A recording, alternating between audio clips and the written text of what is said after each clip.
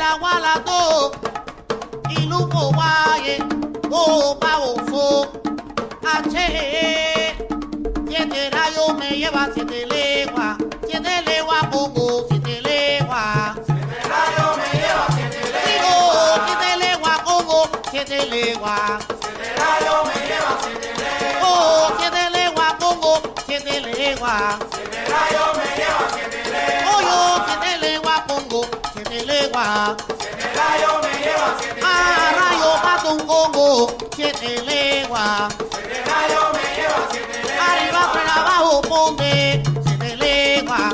7 rayos me lleva 7 leguas. 7 rayos allá en la palma 7 leguas. 7 rayos me lleva 7 leguas. Oh, yo 7 leguas pongo 7 leguas. 7 rayos me lleva 7 leguas. 7 leguas pongo 7 leguas.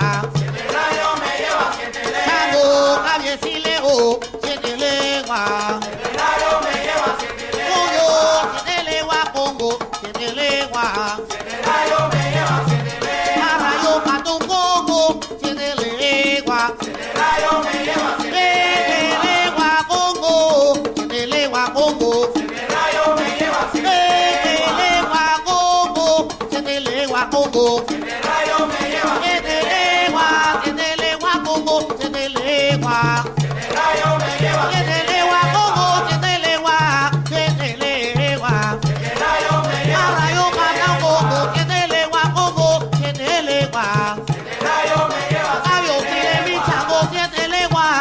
7 leguas pongo. 7 rayos me lleva 7 leguas. 7 leguas pongo 7 leguas. 7 rayos me lleva 7 leguas.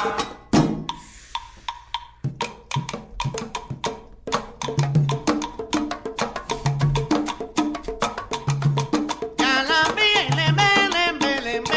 ya balan, balan. Pero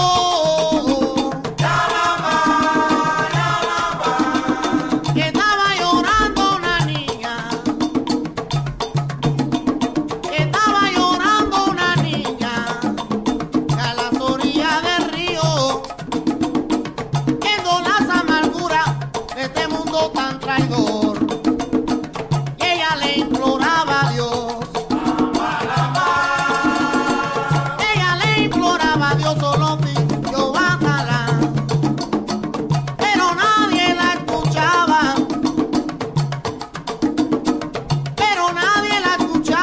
y ella decidió volar.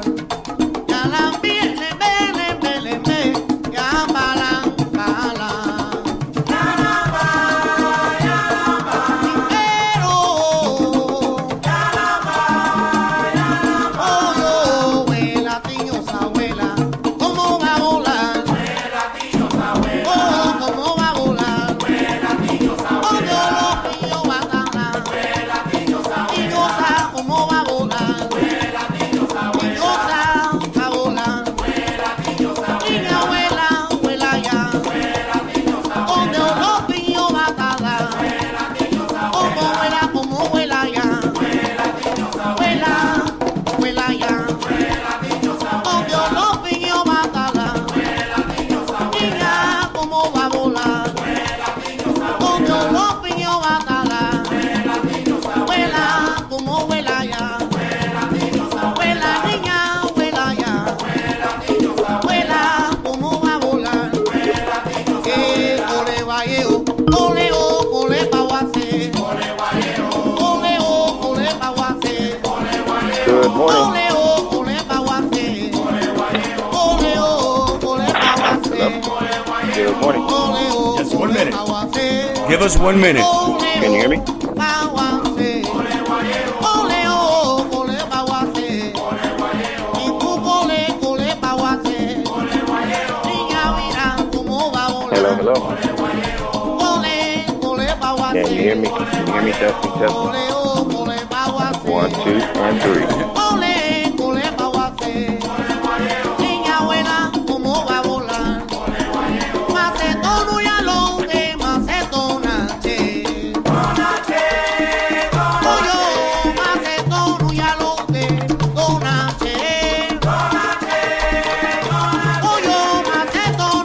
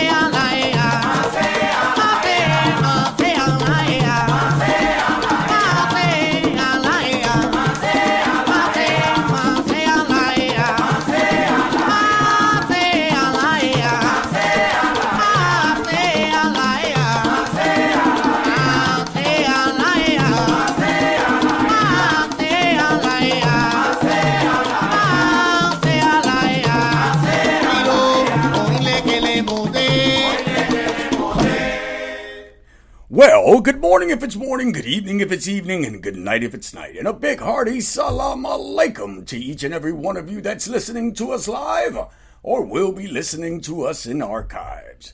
Well, happy Friday, happy Friday, happy Friday to each and every one of you that's listening to us on this simple little broadcast. Well, today with us we have a special guest of Orisa Lifestyles himself. Baba Obafemi is with us. Initiated into the mysteries of Ifa by Baba Obafemi in the sacred grove of Oclock in, of course, Nigeria. And he is a very good friend of mine, and I've been following him for a long time and actually love the things that he has to say to us about Orisa lifestyle. So guys, pull up a chair. If you're on your lunch break, please do take a couple of sips of your coffee or of your dinner or whatever it may be you're doing right now, and join us for this conversation with Obafemi. Let me let him in. Baba, salam alaikum. Walaikum assalam. How are you, Baba? I am absolutely well and thrilled that you decided to join us on It's 12 O'Clock Somewhere. Yeah, I'm happy to be here. It's not 12 o'clock where I am, but I'm feeling the spirit. Good. You know, we were supposed to have you on Wednesday, but the whole Facebook fiasco, the social media fiasco, and then, believe it or not, there was a storm that went through northern Texas with 75 mile per hour winds that knocked down the power for most of Fort Worth, Texas. So that's why we weren't able to do it on Wednesday. Got it. Yeah. So anyway, brother, first of all, I want to let our people know, the people that don't know who you are, okay? I know who you are and all my friends know who you are, but the people that don't know who are you, first of all? Well, I am thankful and I'm grateful that you made this opportunity for us to talk and to share, and so I'm happy for that. I am Obafemi Origunwa, a teacher, Ifa priest, a helper. I am somebody who's dedicated to assisting people and supporting them to go from wherever they are to wherever they can go, you know, to realize their destiny, to optimize their natural gifts and talents, and fulfill their divine assignment here in the world. So I'm here as a supporter. And you also do something that has caught my eye, and I absolutely love, Orisa Lifestyles. Okay, I know that you're an author. I know that you do that, and we'll get to that in a little bit. But Orisa Lifestyles, what is Orisa Lifestyles? How did you come into this concept? Okay, how did you come to this concept, and how are you sharing this to the world? Well, you know, the way the best way I can put it is that Orisa Lifestyle is the only way it ever made sense to me. I was brought up in a typical, what you might guess call a typical African American Christian kind of a household, wherein people espoused Christianity, but you know, we didn't go to church all the time. Maybe on Easter or Thanksgiving or something like that, and my mother was a scholarly type person, so she read a lot, and she read the Bible, and she analyzed it, and she had a lot of notes on it and things like that. But I was instructed, you know, I was taught as a child that you know what I mean, that's how things happen. Like when you did something wrong, when you committed an error, they taught, you know what I mean, and they said this is how you do things. This is not how you do things. This is why you do this. Do it this way. This is not why you do it that way. And a lot of butt whippings in between. At least that was my household. But go ahead. Yeah, well, there was no spank. I got spanked like maybe twice in my lifetime. Okay. Once when my mother told me not to go out, and she went to sleep, and this is in the middle of the day, you know what I mean? I was probably about 10. She went to sleep, and while she was asleep, I decided I was going to, you know, sneak out the door and take my little 50 cents and go buy something at the corner store. And by the time I got halfway back home, she was there to meet me. Right. And it was not a good day for the brother. She played the music and I did the dancing. And other than that, though, you know, it was instruction. So it was like, this is how you live. Right. And so then when I started to get exposed to the Orisha tradition, the thing that stood out to me was the way people did things, the way people approached things, the way people solved problems. And then I started to study the verses, and I learned that, you know, the way that the sacred text is basically a chronicle of how the Orisha lived. Right. And there's a verse of Ifa, it's a proverb, says, let us do things the way we used to do things so that things will turn out the way that things used to turn out. Mm-hmm. And to me, that just spoke to the lifestyle. It spoke to how you eat, how you schedule your day, how you talk to people, how you take criticism, how you give criticism, how you create art, how you make a family, how you live. Mm-hmm. And so Orisa Lifestyle is about looking at how the deities live and patterning your life after them. Mm-hmm. You know, because when you look at it, like people in the Orisha world, people like to talk about, people have a hangover from Christianity and they moralize. They talk about, like, a big buzzword is Iwapwele, which people interpret as good character. Mm-hmm. But Iwapwele is more gentle. It's really more gentle character. Mm-hmm. And Iwapwele is embodied by certain deities. It's by, like, Orumila is an embodiment of Iwapwele. He's gentle. Right. Oshun is gentle. But Ogun is not gentle. Mm-hmm. Shonko is not gentle. Eshu is not gentle. Mm-hmm. Right? But they're not bad. You're not going to criticize Ogun for being a stone cold killer. Right. You need him to be a killer. You are glad that iron is unyielding. When you need to swing it, you need it to hit and cut. Right. So the idea that everybody is supposed to fit into one cookie cutter way of doing things is very, very Ten Commandment-ish and very Christian, and that's another thing I really appreciate about the Orisha. Mm-hmm. We praise Ogun for being able to kill. We praise Eshu for being the upset balance. We praise Obaluaye for being an absolute, just non-negotiable force of nature that if you cross them, you're going to fall dead today. That we celebrate that because they create parameters for us. Mm. And then we praise also Obatala for being patient. We praise Ashun for being gentle and sweet. You know, they all have their place, and so it is within a group of people. You have a place for everybody. Right. And I love that you started our conversation in that, because I often take offense to that one cookie cutter for everything aspect of it. You know, he cannot be a child of Ogun because whatever. You know what I mean? And Right. Right. it's crazy because even the Oduzo, when you speak about these things, they speak about different aspects of the Orisha condition, but also of the human condition. Yes.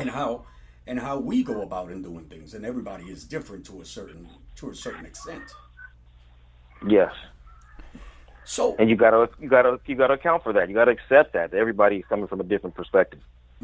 exactly, and we have several people in our chat room that were just dying to hear your words of wisdom and your learning, and this is very important to us.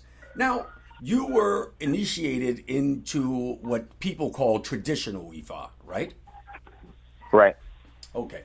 So let's dispel all myths, okay? The myths about Lukumi being that much different, or being washed down, or it's not the same Ifa, okay? I believe Ifa is Ifa, and Ifa was given to the world, okay? That's the way that I feel about it. So how do you feel about this concept that one is lesser than the other, or maybe that people, our brethren in Africa, do not accept, let's say, Lukumi, or what's born in Brazil, or what's practiced anywhere else in the world? Yeah, that is a wonderful, wonderful question, and I'll tell you, I've only gone to Cuba one time. Right. But when I went to mostly to La Habana, and then I went to Santiago, and with a couple of little stops in between. But this is the thing that struck me. When I'm there in all those places, let's say in Havana, I'm walking down the street, and I can't tell you how many times people stop me, and they see my beads, and I got the traditional West African green and brown beads, and they look and they say, "Oh, Babalawo." I say, "See, yes." And then they ask, then the Cuban fashion is, Tani Odu, what's your Odu? So I tell them my Odu, and they say, "Oh, this is the Ifa of A, B, C, and D, E, F, and 1, 2, 3, and 4, 5, 6. So, okay, yeah, thank you very much. And then they say, "Well, my Odu is this." And I say, "Oh, okay. That Ifa says A, B, C, 1, 2, 3, and they, Iporu, every time, Iporu, Babalawo." And the guy, if they were someone else, "Did you hear what he said? You hear what he said? That's exactly how it happened." And so they total open, total open exchange. Like, I tell you what I know, you tell me what you know. That's just what I found in Cuba. And when by the time I got to Santiago, one guy, he said, "Oh, I need you to help me. We washed and fed his Eshu and his Ogun with his warriors. We washed them, we fed them, we prayed over them, we made offerings. He gave me his daughter as a godchild. I mean, like, total open. It was just 100% love. And so people invited me into their shrines. I'm walking down the street. Another guy is having his Shango festival. His, they call it your birthday there. And so he's there. "Come, please, recite prayers for my Shango for me." I sat down, I get down, and everybody gets down. I recite Oriki Shango and verses of Ifa for Shango that I know. They say Ashe. They hug me and embrace me, and they're just so happy to have my contribution, as small as it was. Right. And so there was absolutely no sentiment of, "Oh my God, what is he doing? What did he say? That's not what we do. That's not how we do it." None of that. Nothing. Right. So, that for me is the telltale, like, indicator of what the relationship is between West African Ifa and Orisha and Cuban Ifa and Orisha. Wow. It's open. Brothers and sisters, we are on the same page. We're doing different variations of the same practice.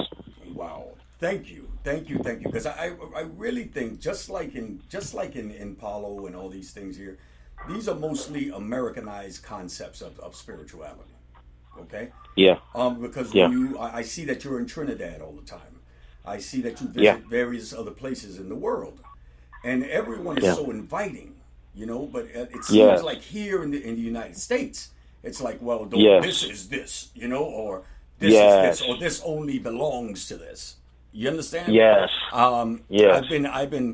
I've been accosted, not accosted, but you know, online. You know, we all do this online thing, where Yeah. people say, well, a white person should not be an Ifa, or a white person should Yeah. not be an Orisha. Okay. Yeah. And my godmother said it best because she was very old timey. Changodina. Okay. This is the way she broke it up to me, and this was over 30 years ago. She says, I Yeah. understand that the only whites in Africa were the bones of the black man. But, Yeah. but she said, but, okay, during the diaspora and after the diaspora, with initiation and with giving these people some of these mysteries, because we don't choose, you know, as well back in the days, we didn't choose godchildren. We believe that the Orisha chose them, or spirit chose them. Yes. Yes. Yes. Okay, so Yes. by doing this, especially back in the early days, you know, the master became the servant, and the servant became the master. So this is the way she broke it up to me. And in order for this spirituality to existed in the Caribbean, let's say in the Caribbean, it had to be part of the growing process or the expansion process. Not because we wanted it, but because Orisha wanted it. So please do tell me if I'm wrong in any aspect of this, but this is a way that I have carried on our traditions and our things, whether it be Palo, Espiritismo, or now Orisha. Yeah. Well, you know, I think that it's every individual is a spirit, you know, trying to realize its place, and so I think on that level there is the spirit can nurture different forms of spirituality nurture the human spirit. That's what it's there to do, and so you can be fed and nourished and shined up and polished and elevated through any number of systems. And I know that, you know, again, in the Caribbean, where it's like Louisiana, wherein, you know, the bloodlines are very mixed. And so even sometimes you have people who phenotypically would be white are culturally not white, you know. Right. And so it gets, all that makes it, you know, we have to have a different kind of a conversation about identity here. Right. You know what I mean? It's just different. It's just different. And I think that there's always going to be a segment of the population that will understand that intimately because of their bloodlines. Like, you know, hey, my grandmother looks like this, and my grandfather looks like that. And then there's going to be people who are on the other end of the spectrum who will say, well, I don't agree, or my family, my bloodline isn't like that, and so I don't ascribe to that way of thinking. And I don't think that either one is. It's just like the West African system and the Brazilian and the Cuban system overall. They're just different, and there's never going to be, I think, a total uniformity or standardization of who can participate and under what circumstances and all that, because it's not set up that way. I just think that what's important is that all of us take on a pluralistic mentality wherein we're accepting of who is actually in the family. Right. You know, I cannot say that you can't, you know what I mean? You can or can't, and I'm going to try to stop you from doing this or that because you don't do it the way I do it, or I don't think you have a place here. I just think that it's important for everybody to say, well, clearly this person is here, and they are what they are, and they're participating. That is, I have to accept that. If Shango didn't reject her or him, then, you know, I'm not in a position to do so either. Now, do I do that? Do I? So let me give you. You know, I always look at this and I say, well, when I look at, say, the Cuban system, right, and the similarities and the differences, do I practice the Afro-Cuban system. I don't. Mm-hmm. So that's it. I know that there are people who do certain things, but I just don't do those things. Right. So that's, you know what I mean? I don't have to worry about that. Mm-hmm. And the same thing with, ethnicity or race, if you will. There are white practitioners, there are Asian practitioners, there are, you know what I'm saying? I'm black. And so I just do what I do. Mm-hmm. And I don't, so that's one, that's like the simple, just tolerance and acceptance of who's who. On a bigger picture, what I really think is more important, why some of those arguments become so hectic and frenzied, is because we're distracted from what Orisha and any spiritual practice is really about, but I think particularly our own, which is saving the world. Mm-hmm. I personally have been orientated in a way that Orisha are here to bring balance. Yes. And Orisha are here to bring harmony and to elevate the human condition. And we have bigger problems than what we are focused on, like the water, the air, the land. These are things that are in peril. We're all going to die. Right. If we don't figure out how to treat water properly. Like, everything is going to shift. If the temperature of the planet just shifts 2 degrees, it's over. Yes. It's done. We're dead. And we say we venerate the spirit of water, but nobody's talking about that. Mm-hmm. Only 3/10 of the water on the planet is drinkable. Only you get 10 glasses of water, only 3 is drinkable. Mm-hmm. Right. We're not talking about that. We're not doing anything to preserve or increase the amount of water. We're squabbling and quibbling over do you say it like this and do you say it like that, and do you do this first or do you that do you do that first? Which one is going to save our lives faster? That's the one. That's what I want to know. Exactly, and it's a very good point and well taken, Baba. There's a problem now, especially in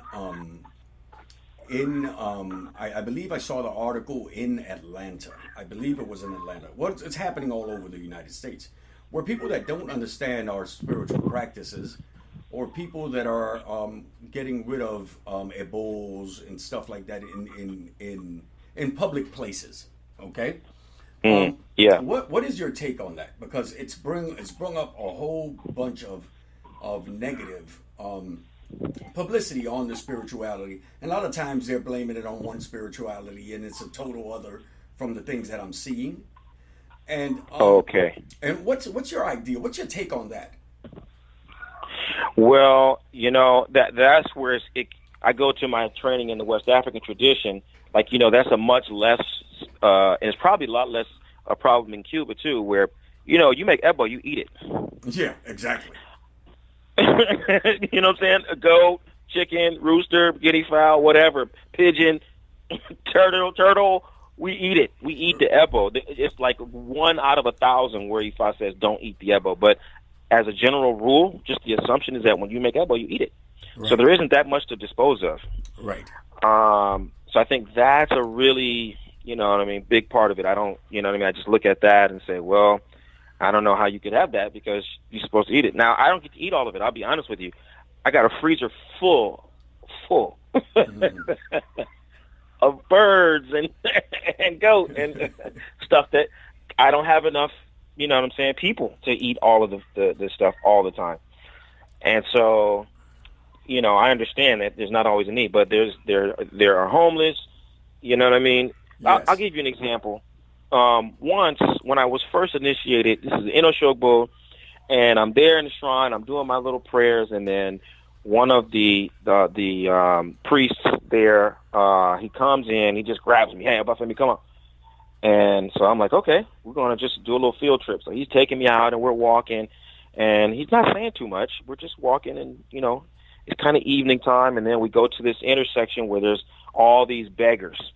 Mm-hmm. And the first thing we do is he just, he gives a couple people money, he gives some people food, and we just keep going. Then we sit down, and we go to a little bar, and we have beer, and I'm going to pay, you know what I mean? And he's, no, you can't pay, I'll pay. And so he pays for our drinks and our little snacks and everything. But he was making Ebo.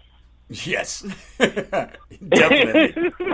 You know, and I realized it after the fact. I said, this is a weird little outing. What are we doing? Then I reflected and said, oh, he's making Ebo. That's what this is about. And so, you know, you can take your offerings and you give them to people, anybody. And I think that is ecologically, you know, more balanced than just, you know, because if you look at the tradition, let's look at it this way. Ogun is a hunter.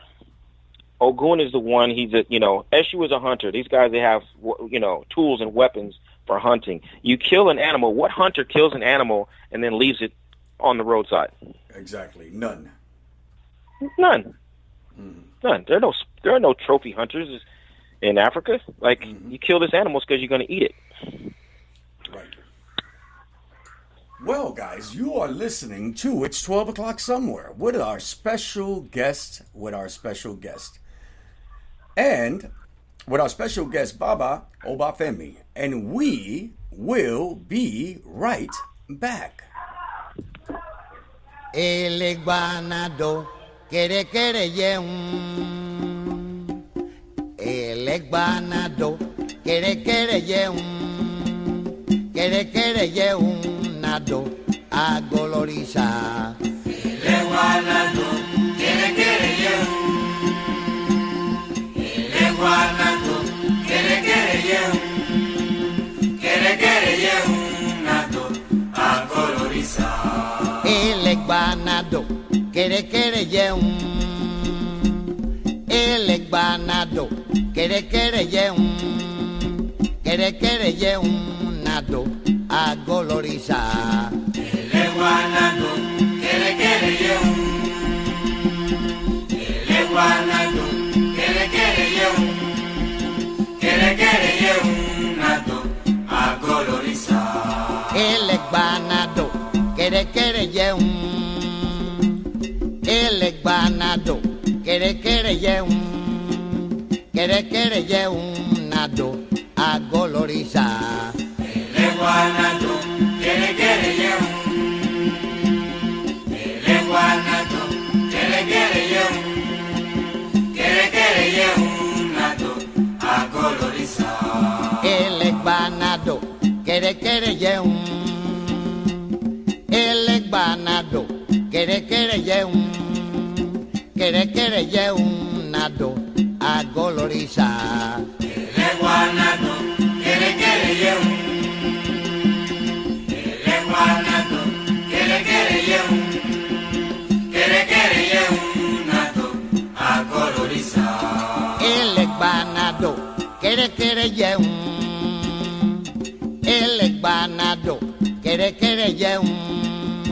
Quiere yeun nado agoloriza. El guanado quiere yeun. El guanado quiere yeun. Quiere yeun nado agoloriza. El guanado quiere yeun.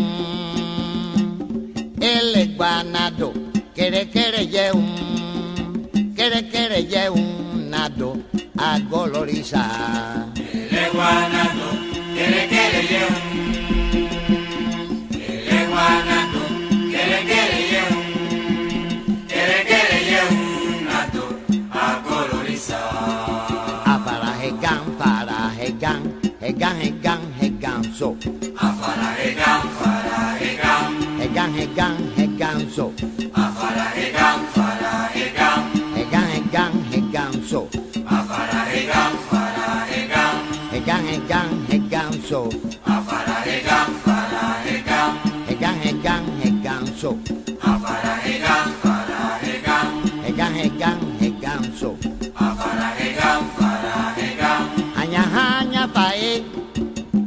Hanya podung elegba. Hanya podung elegba. Hanya podung elegba. Wey. Hanya fae. Hanya podung elegba. Hanya podung elegba. Hanya podung elegba. Wey. Aña aña fae, aña aña fotun elegua. Aña podun elegua, aña podun elegua, güey. Aña aña fae, aña fotun elegua. Aña podun elegua, hecho a la guana podun elegua, güey.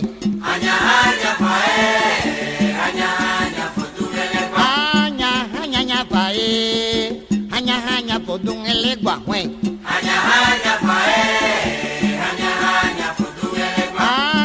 Aña podun elegua, aña podun elegua, güey. Aña fae, aña fotun elegua. Aña podun elegua, aña podun elegua, güey. Aña fae, aña fotun elegua. Aña fae, aña podun elegua, güey. Aña fae, aña fotun elegua. Aña fae, aña podun elegua, güey. Aña fae, aña fotun elegua. Aña podun elegua, aña podun elegua, güey. Aña fae, aña fotun elegua. Elegua kuto hunde mawa, elegua zumbinawa. Elegua kuto hunde mawa, elegua zumbinawa. Elegua kuto hunde mawa, o parakato, made kuto. Elegua zumbinawa, elegua kuto hunde mawa, mawa. Elegua kuto hunde mawa, elegua zumbinawa. Elegua kuto hunde mawa, elegua zumbinawa. Elegua kuto hunde mawa, o farakato, made kuto.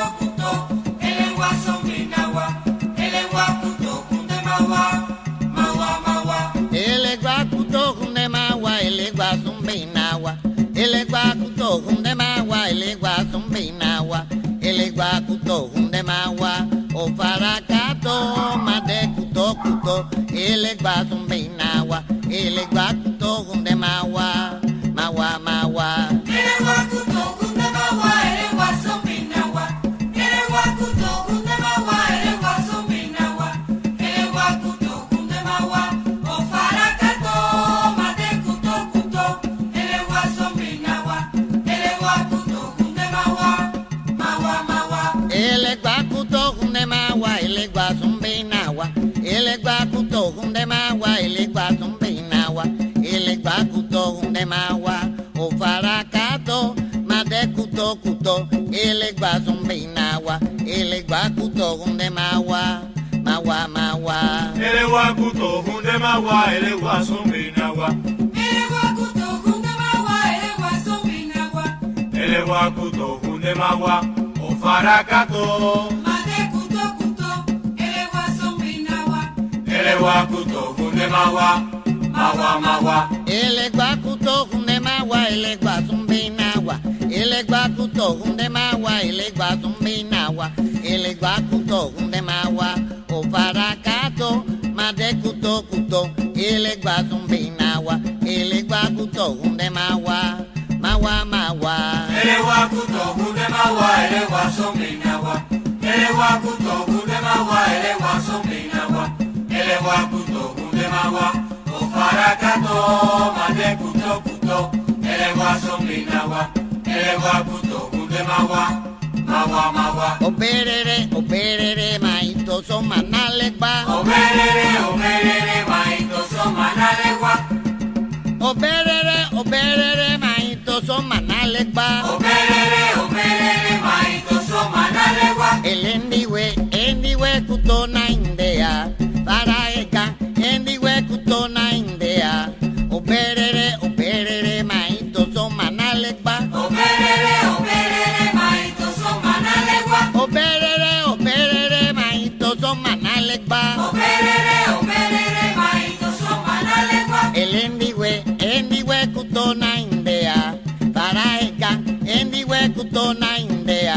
Operere, maito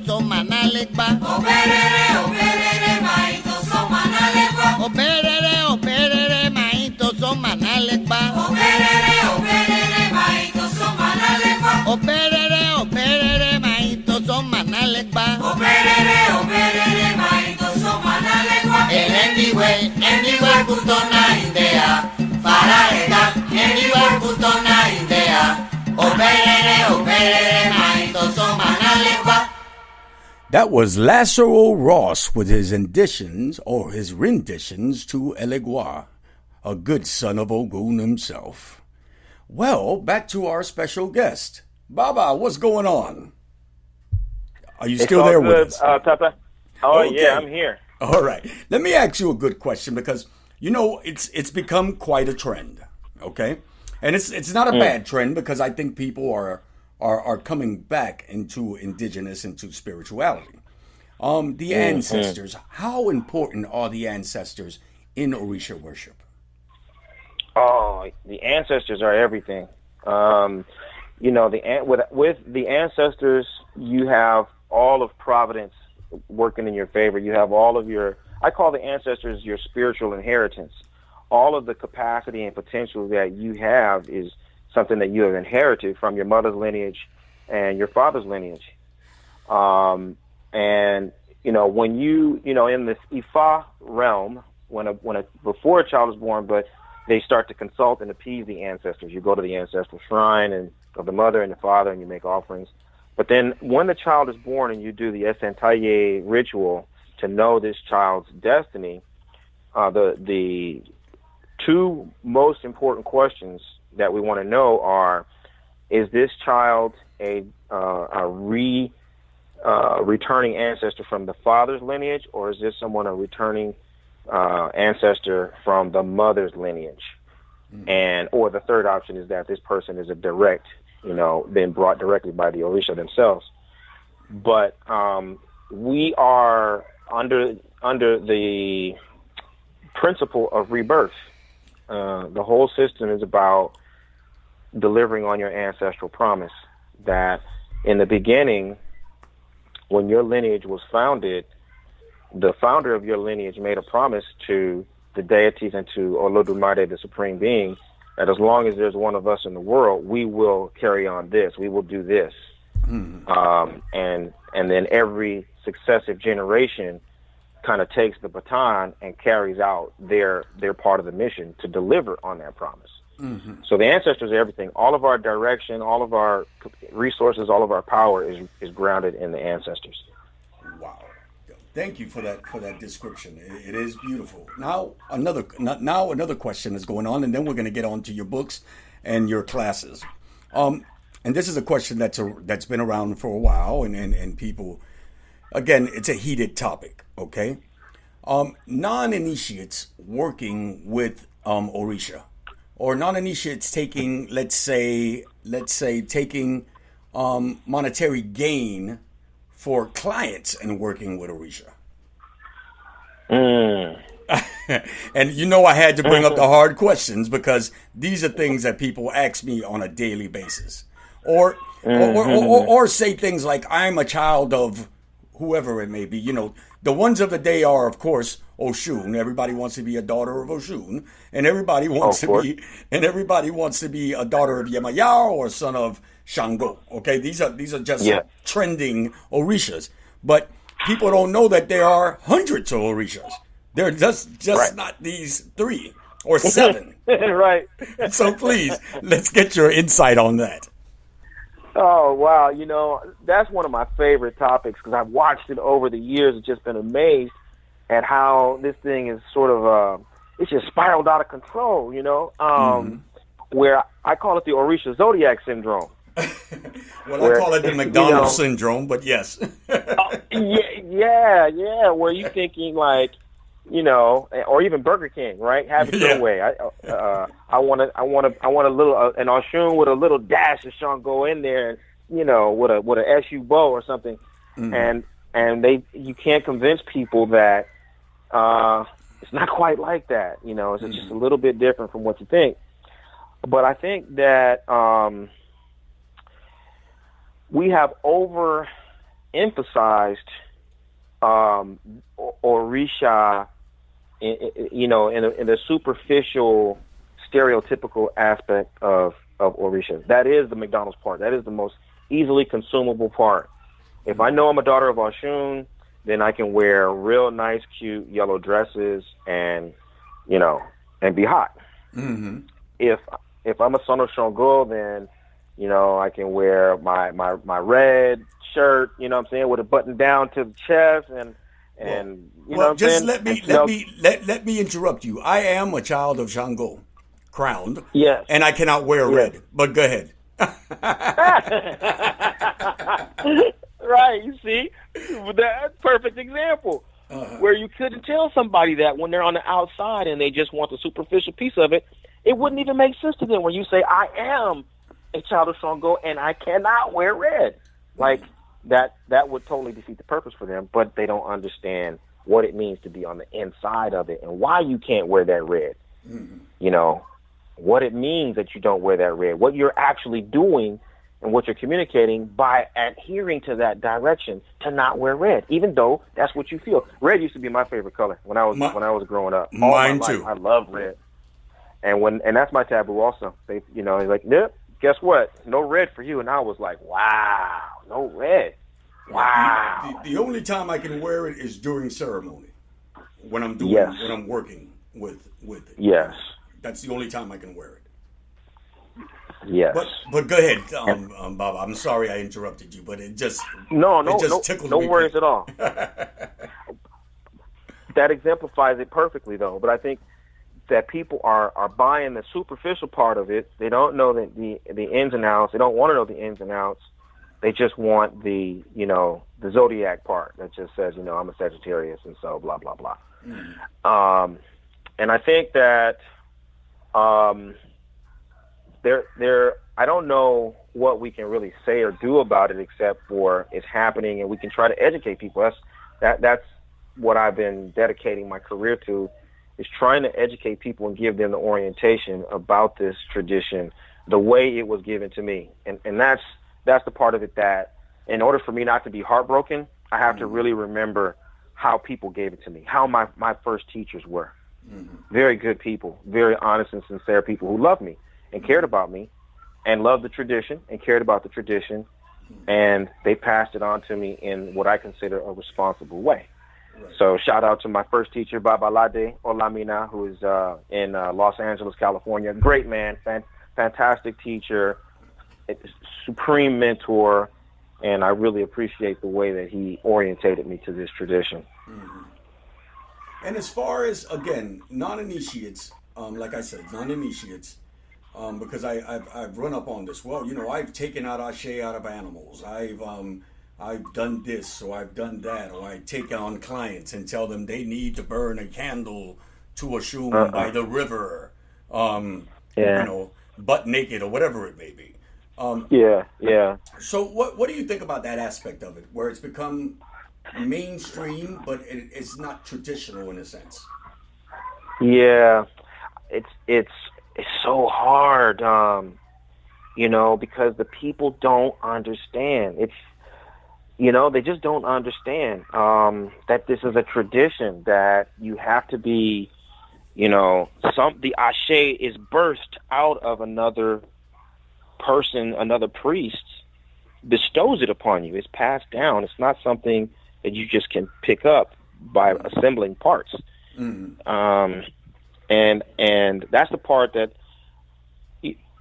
like, I'm reluctant to answer it, give my opinion about beyond that, because I've done it so many times, and I realize these people don't even have the capacity to understand what I'm saying and why that is not acceptable. I remember, for example, I went and I met a couple of people in this condition where one lady, she had this full array of, the soperas, the Cuban style, the Lucumi style pots, right? And she had a blue and a gold and a burgundy, beautiful, big soperas. And so I'm talking to her, and I was there, doing some work for her.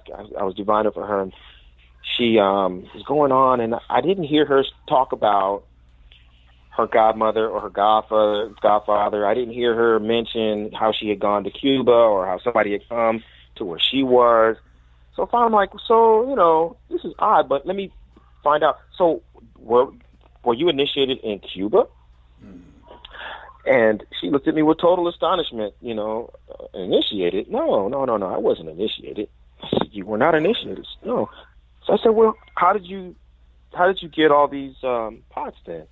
Oh, I was at Walmart and I got this one, and then I was at the so-and-so and I got that one. And I looked and I said, and I had to pause, right, for a long time and look and say, like, how am I going to break this to this person? Do I just let her go on? Right. And I said, you know what? I hate to say this to you, and I don't mean to be offensive. I'm really sorry, but that's not Orisha. There's nothing. The pots are just to cover. That's just to hold it. There's supposed to be something in that, and you're supposed to do specific. That's the real part of it, not the pot. And she looked at me. I could see she didn't believe a word that I was saying. As far as she was concerned, she was a priestess, and she had her shrines there. I don't know what she did later on, but that was one of the most powerful experiences where I realized, whoa, people are not getting orientation. People are not being properly introduced. Some of them is just innocent, ignorance. They just don't know. Others are unscrupulous, and they just want to be into something, and they want to do stuff, and they feel this is a good hustle. And for the ones who are really just innocent and don't know, I feel like, hey, I all I can do is tell you, and then give you an alternative. Well, it's crazy, Baba, because I've known of Orisha all my life. I've had my warriors for over 30 years. Okay, I'm now going on 2 years of being crowned. Okay, and I have yet to know Shango. I know him, and he shows me something new every day. Okay. Right. But I have yet to finally say, hey, I am an authority on Shango. I'm not. Right. Right. And it's a learning process. I really believe that this is a learning process. And it is a connection process. Okay? And it really irks me, okay, to see people say, because let me tell you something. I've also seen people that have taken on what they consider the aspects of a certain Orisha, and thinking to their hearts that this Orisha was their Orisha, and then when sitting down on the mat next to Orumila, it's something totally fucking different. Right. Okay, it is something totally off the wall. What it is that their guardian Orisha. So those two things come into play. And I often tell people, my godmother died maybe 25 years ago, 30 years ago. Well, you know that in Lukumi, there's something called an ita, when the person dies and they figure whether or not the Orisha is going to go with them, or they still have some work to do, or they're going to stay behind with their godchildren. Okay. So what happened with me was that her Oshun stayed with me. She had Chango with Oshun crowned. And Oshun stayed with me. And it's been with me over 25 years, almost 30, okay? And when I went to go get crowned, here I am thinking the whole while, I've never said it out publicly, but I was thinking the whole while that Oshun was going to be my accompanied thing to Chango. Lo and behold, on the mat, guess who dances off in there and says, no, you're my son, Yemaya. So you understand? So that's why I tried. That's why I put my story out there so that people can see that it's not what the fuck you want. Right. Right. And these things are predestined for you before you're even born. Yes. And you got to know why that Orisha is there for you. So you may have chosen as your destiny prosperity, but the way you're going to be prosperous is going to cost you your relationships. And so maybe Oshun will come in and choose to guide you so that she can help you have harmonious relationships. And it's funny because one of the only Orishas I can't crown would be who? Oshun. Oshun. I can't crown her to no one. Right. But anyway, that's another story. That's another time. Let's get back to you. You have several books written. Okay. Yes. Several books written. What are these books, and what made you put these books out? Okay. So each book represents, they're all offerings, and they're my attempt to make a contribution to the tradition that I hope will enhance other people's ability to participate more fully. Right. So the first book I wrote is basically, it's a grassroots organizing book. This is the Catalyst Handbook. Mm-hmm. This is a book that, because people generally are, they're out by themselves someplace, they don't, there aren't churches, there aren't, temples. Temples are kind of springing up now, but when I wrote the book, there really weren't no temples. So the first book, the Catalyst Handbook, is to show you how to go about the business of pulling together 10 people, getting an elder, delegating authority, choosing some kind of a group initiative in the name of Orisha, like, water conservation or caring for children or reading stories in the libraries, whatever that your group wants to do for the tradition. The book walks you through the process, Grassroots 101. Right. The second book, I think my second book is Oriki, I Want Orisha.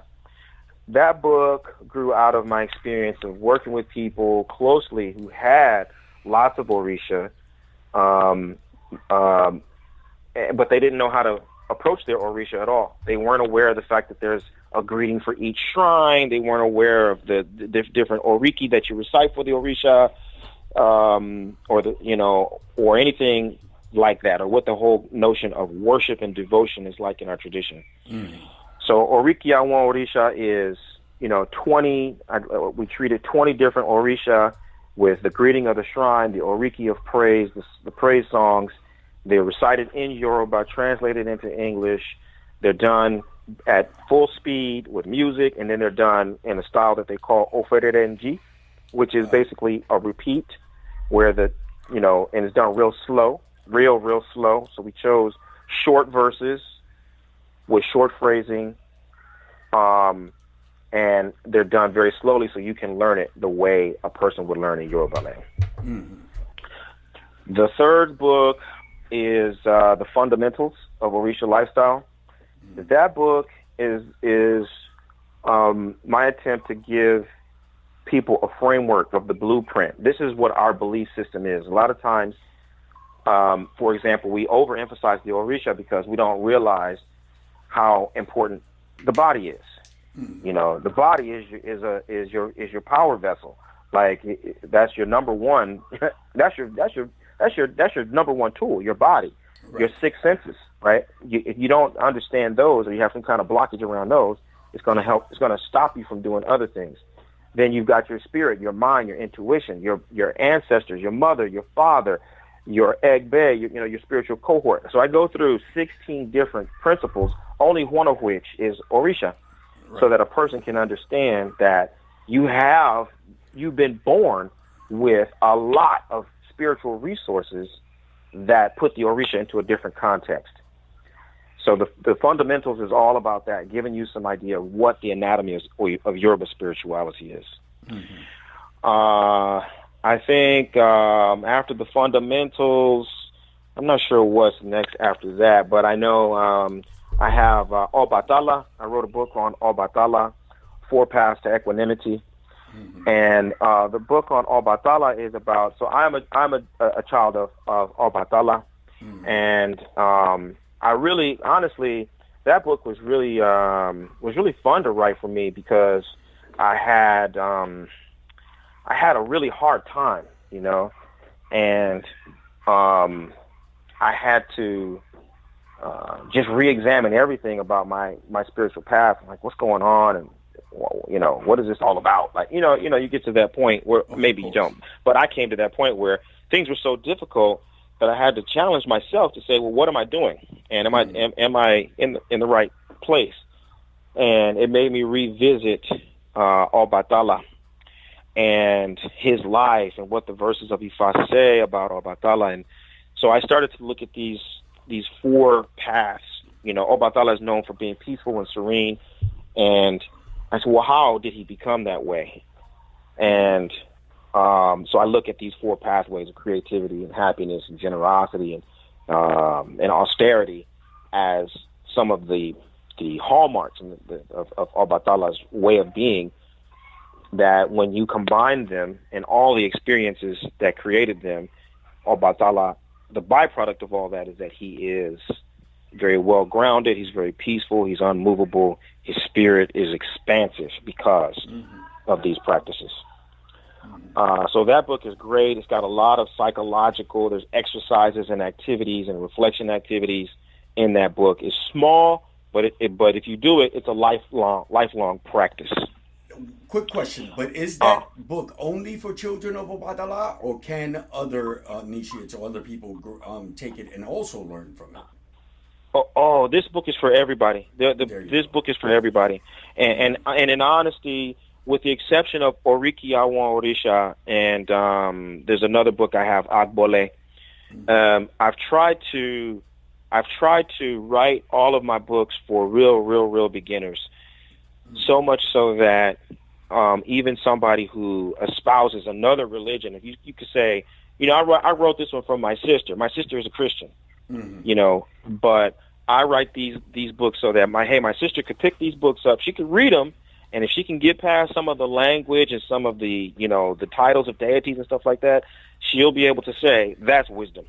That's something I can do. I'm going to do that right now. Matter of fact, I'm going to teach my daughter that. Right. And so that's what I want, because I that's where, again, it's lifestyle. It's not about religion. Religion is divisive. Lifestyle is inclusive. Lifestyle is for a family, right? My son could be a Muslim, my daughter could be a Christian, this one could be a Buddhist, but the way we move together as a group, that's our lifestyle, and we're not going to trip on, you know, what you call it. Right. Another one I have written is called Pataki, and Pataki is about calendars. The 4-day calendar, the 8-day calendar, the 16-day calendar, which are all related, and those are like for people who are Orisha devotees. They have shrines, and you got to follow that 4-day, 8-day, 16-day calendar. Right. Whatever Orisha you serve in the West African tradition. Then I got the 7-day calendar, which is more about the pattern of creation and creativity, how you move from one stage to the next in the creative process.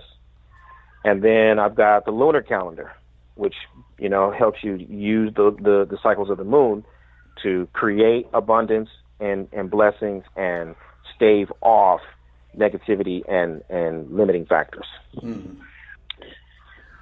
Then, as I mentioned before, it's kind of a companion book to Pataki is Agbole. The Agbole is about managing your resources around worship, because that's, you know, practically speaking, you need to know up front, these are the clothes that you're going to need, this is the food that you're going to prepare, this is how you're going to entertain guests, this is how much money you're going to need to invest, and this is how often you're going to need to put these things into motion so that you can be a practitioner. Wow, I love that. I love that, because people don't understand. Well, mundane people don't understand what the costs that come into even a drumming, right? You know, or they don't understand the cost that goes into an initiation, the cost that goes into an ebo. You know, people don't understand these things, and you get a lot of people with this new age thought. Well, this should be free, or this shouldn't cost me shit. You know? Right. Right. And it's important that people speak about these things. I mean, I'm not saying you have to speak about the ritual and all this, but there should be some type of blueprint where people would say, well, you know, this and this and this goes on. I need this and this and this much practitioners that are going to be here to assist me in this, because a single person cannot bring someone into Orisha. I'm sorry. No. And you hear these things online. You do hear about these things. Well, I got initiated in Orisha to whatever deity by one priest. With one guy. With one guy, you know, in a basement in New York, you know, by candlelight. Right. And you're looking at it, you're going, There is absolutely no way that you can do that. Right. You know, when you as soon as you hear it, all you need to hear is like three variables, and you shake your head like, Mm-hmm. that's not possible. But you can't tell people. You can't Right. explain it to them because they've done it. To them, it was meaningful. They had a good time, and now you're like peeing on their parade. But it's like I hate to break it to you, but that's not how it goes. But Exactly. these books are intended to give you, you know, on one level, some of it is definitive, but most of it is really what I hope for it to be a reference guide for you to look and say, wait a minute, if all of this goes into it, I got some questions. Right. And then you can start asking informed questions of people, and it'll help you manage your expectations. It'll help you sort out some of the nonsense before you get too far in, you know, and save yourself a little trouble. Yes. Yes. It's all about saving a whole lot of trouble and money these days. If you can do it, do it. Well, you've also, I believe that you also do classes, okay? Yes, yes, Where there sir. are these online classes, and what are taught in these classes?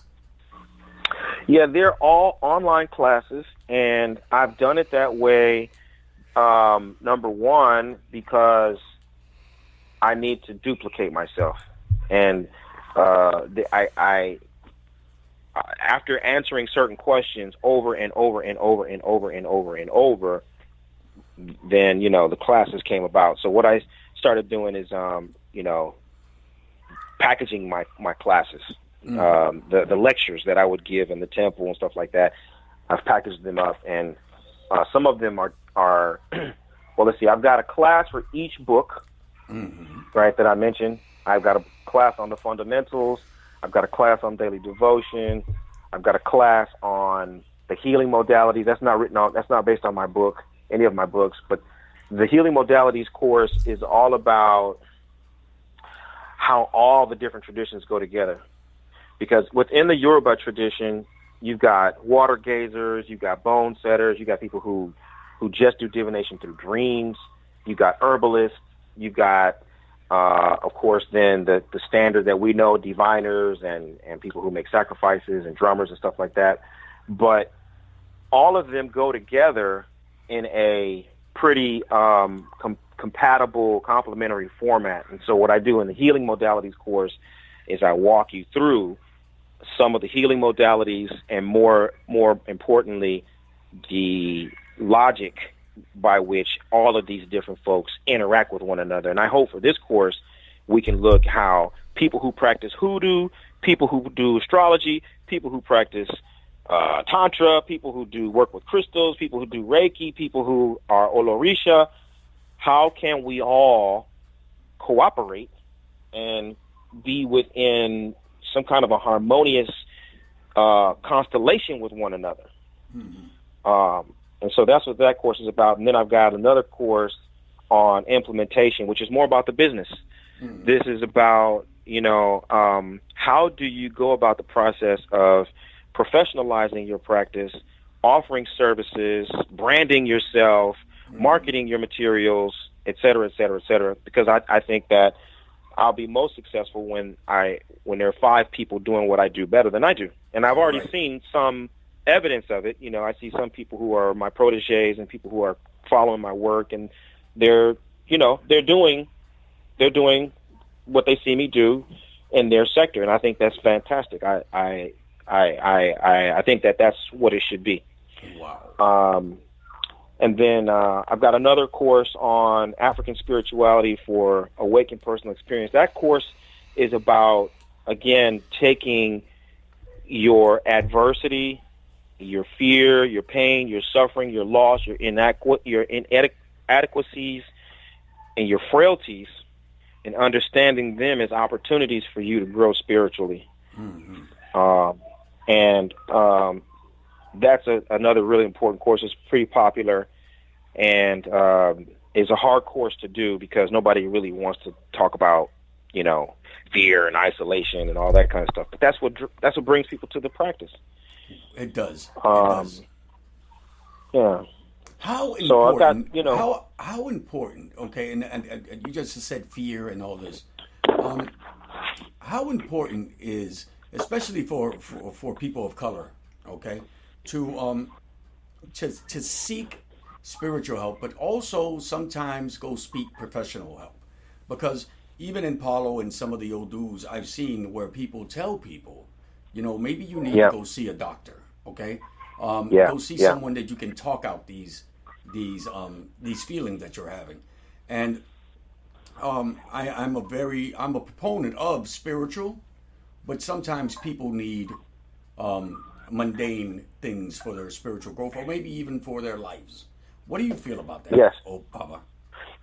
Oh, I agree. I agree 100%. I am trained as a counselor, so I went and studied counseling. I have a master's degree in counseling, and I worked as a professional counselor. And I grew up in a my mother was a registered nurse all my life, so I've grown up in hospitals and hospices and old folks' homes and stuff like that my whole life. And so I have a respect for those practices, and I think that there is a place for if a person, for example, has been stabbed and they're bleeding, don't bring them to my shrine. Right. You know what I'm saying? You got stabbed and you bleeding from your belly. Don't bring that person to my shrine. Take that person to the hospital, because they are going to be able to handle that acute problem better than I will. Right. Now, once that's done, and you want to figure out, why did this guy get stabbed? What happened? Right. Now that's where we can look at spiritual things. That's where you come in. That's where I come in. A big thing this year, and I got to tell you, I had been avoiding Ifa for the last, let's say, 7 or 8 years. And a big letter that came out of Cuba was that people needed to go back to Orumila. Okay? People needed to go see what was in the plan. Okay, so I did that this year.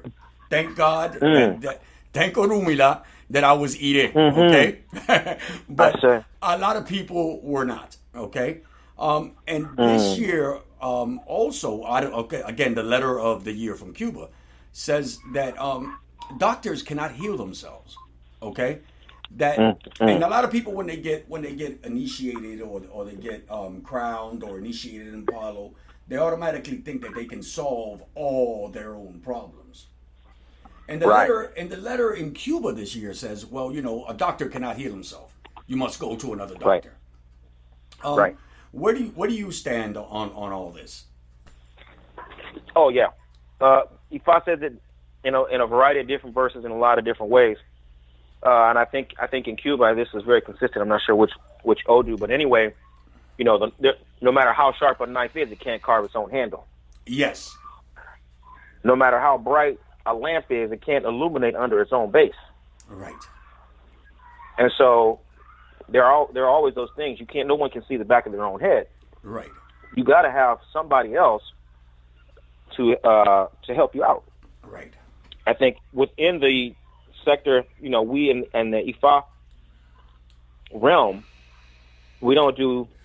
This is one of the important things about the 16-day calendar, for example, that we call Ita Dogun.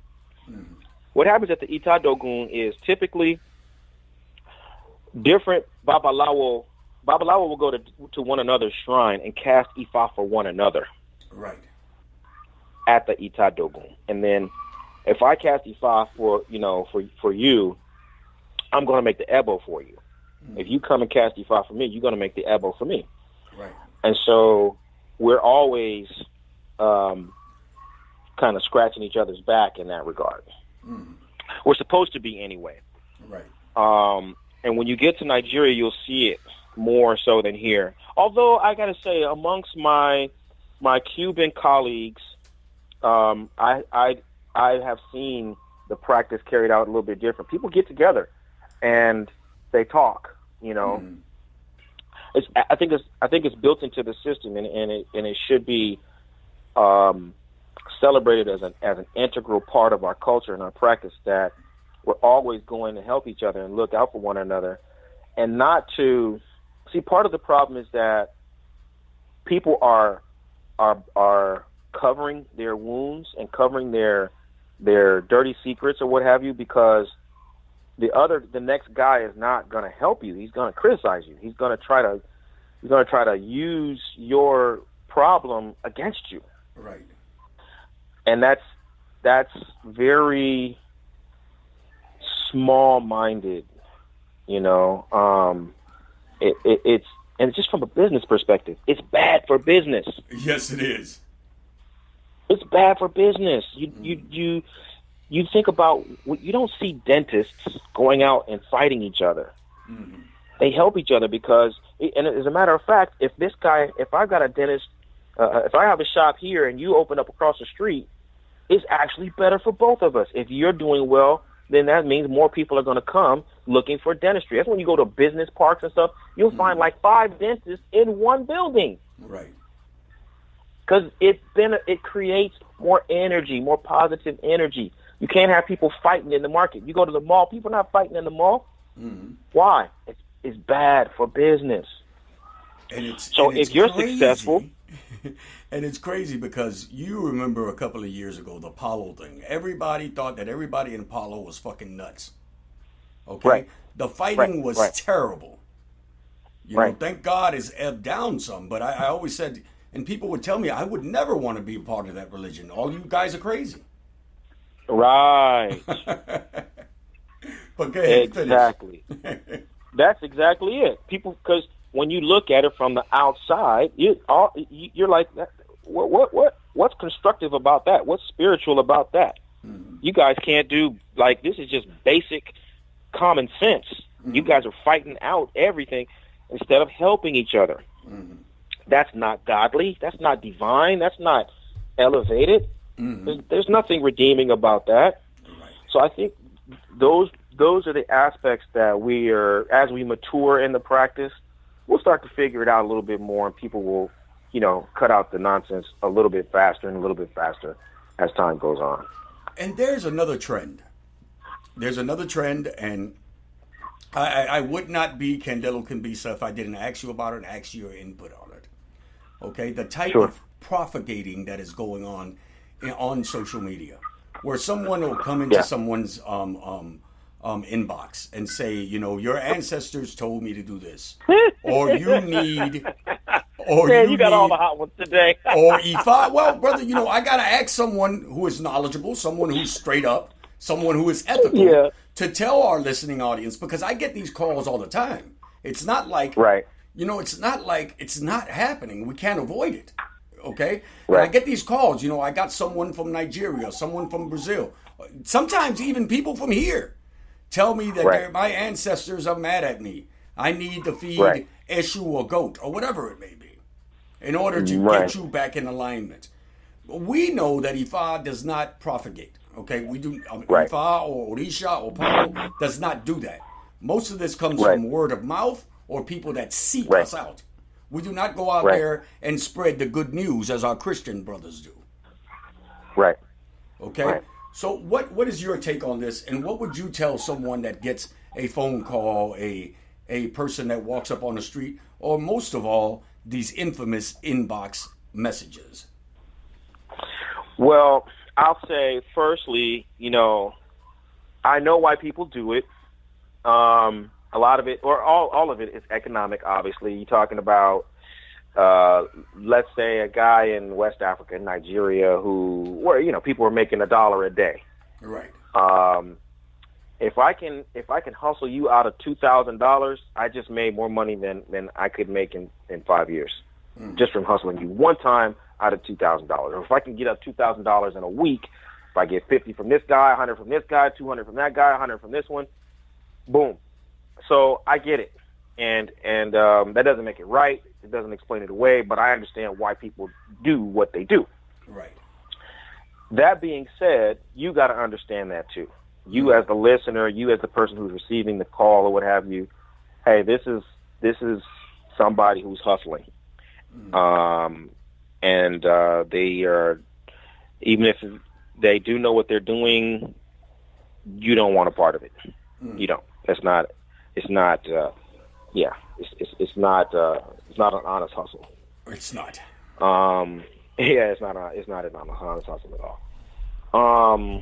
And I think that the other piece of it is why people do it, because there are sometimes people who, like I said, some people actually know what they're doing, but they don't know how to offer what they're doing. So people, let's say initiations. People offer everybody initiations in part because they don't know how to teach. They don't know how to break down what they do and break down their system into parts and into levels of understanding that they can approach somebody from the beginning.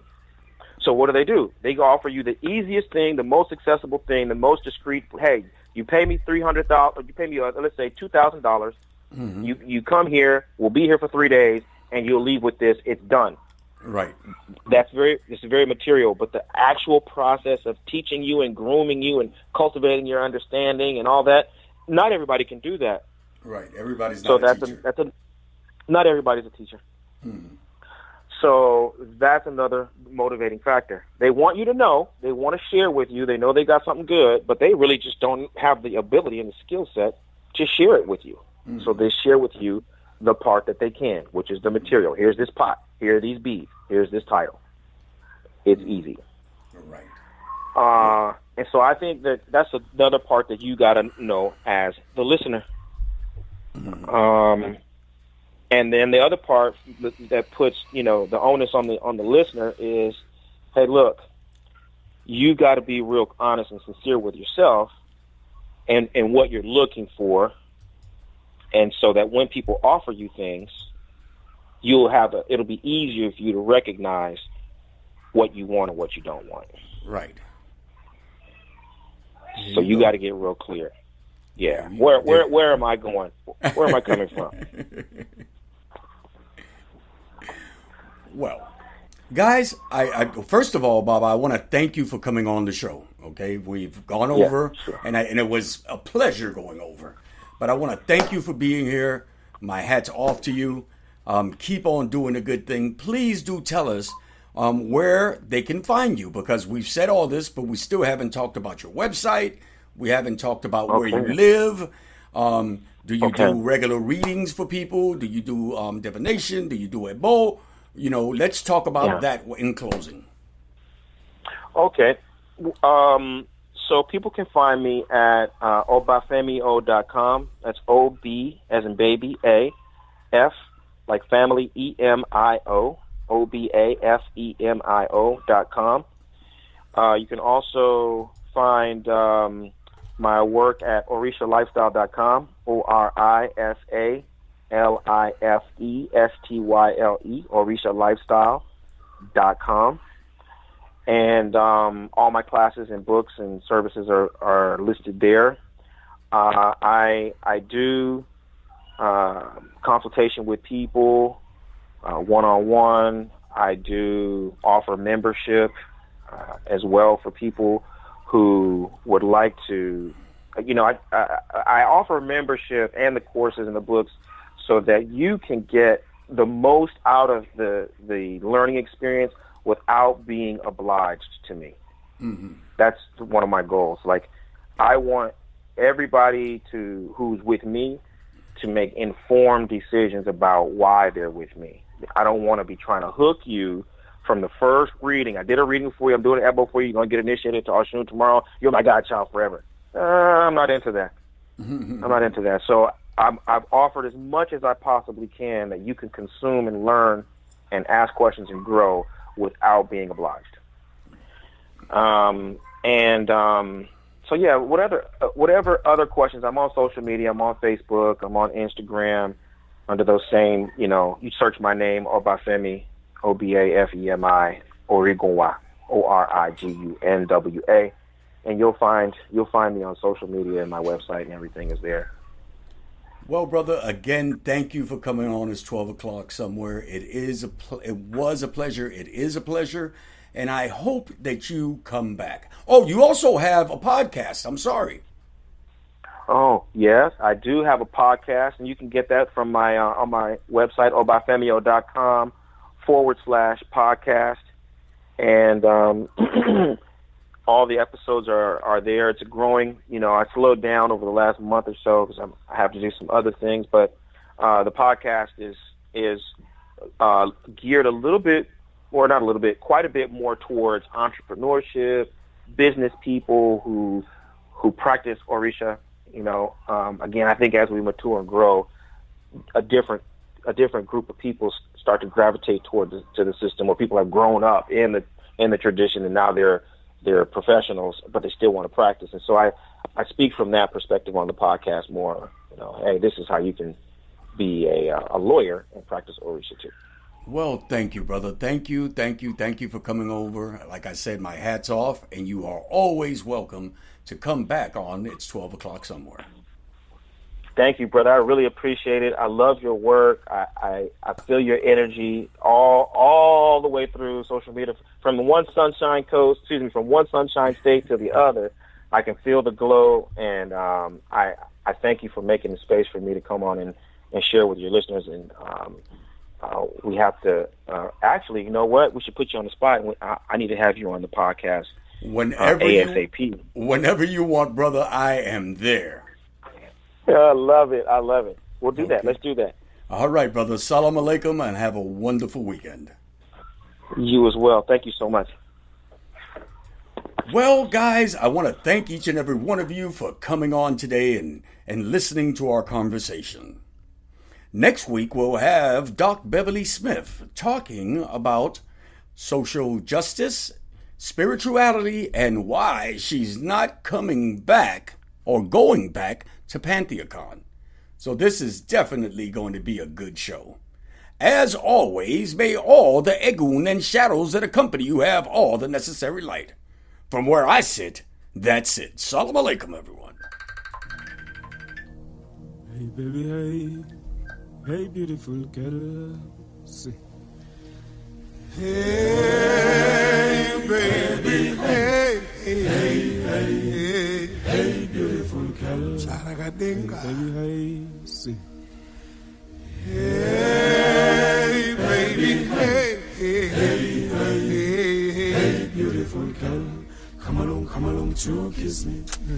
If what I'm going, come along to kiss me. If what I'm going, don't you kiss me, nice. If what I'm going, don't you kiss me, nice. If what I'm going, come along, you. Don't you meditate, see. Won't you meditate? I send a messenger to tell you that I want to meet you at the station. Come along to kiss me. If what I'm going, come along to kiss me. If what I'm going, don't you kiss me, nice. If what I'm going, don't you kiss me, nice. If what I'm going, come along, you.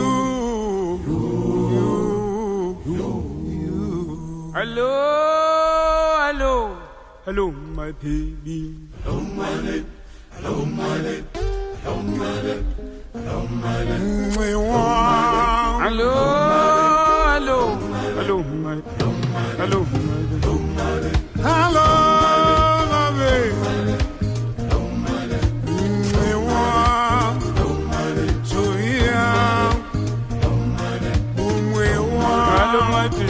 Hello, my sweet. Hello, my hello, Taragadenga ya bata moyo wa my sweet Zimbe ya kamenywa kale. I love you, I need you, I love you. Hello, my baby. Hello, my sweet. Hello, my baby. Hello, my baby. Hello, my baby. Hello, my chocolate. Hello, my baby. Hello, my baby. Taragadenga ya bata moyo wa My sweet Zimbe, I come in your guy. Hello, my baby. Hello, my chocolate. Hello, my baby. Hello, my sugar baby. Hello, my baby. Hello, my baby. Hello, my sweet chocolate. Hello, my baby. Hello, my baby. Hello, I love my you, sweet Zimbe, I come in your guy. I love you. Oh baby, baby, baby.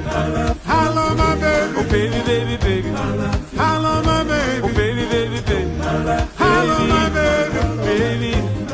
Hello, my baby. Baby. I love you. Baby. Baby. Oh baby, baby, baby, baby, baby, baby, baby. My love. Oh baby, baby, baby, baby, baby, baby, baby, baby. My love. Hello. Hello, my baby. Hello. Hello. Hello, my baby. So do I do love you, baby. So do I do love you too. So do I do love you, baby. I do love you too. I do love you too. I do love you too. I do love you, baby. Oh, baby, baby, baby, baby, baby, baby, baby, baby. Oh, baby, baby, baby, baby, baby, baby. Hello, my baby. Hello, my sweet. Hello, my baby. Hello, hello, my baby. I love you. I need my sweet potato. Hello, my baby. Hello, my sweet. Hello, my baby. Hello, my baby. Hello, my baby. Hello, my chocolate. Hello, my baby. Hello, my baby. Hello, my baby. Hello, my sweet. Hello, my baby. Hello, I love you. I need you. I love you. I need you. I love you. I need you. I love you. I need you. Oh baby, baby, baby, baby, baby, baby, baby, baby, baby. Sarakadenga ya tora moyo wa my sweet Zimbe ya kamenyoga. Sarakadenga ya peta moyo wa Sarakadenga ya baby, baby, baby, baby, baby, baby, baby, baby. Hello my baby, hello my sweet, hello my baby, hello, hello my baby, hello my chocolate, hello my baby, hello, my sugar, hello my baby, hello, hello, hello my love, my sweet hello my baby, hello my, hello my love, hello. I love you, baby. I need you, baby. I love you, baby. I love you. Hello, my baby.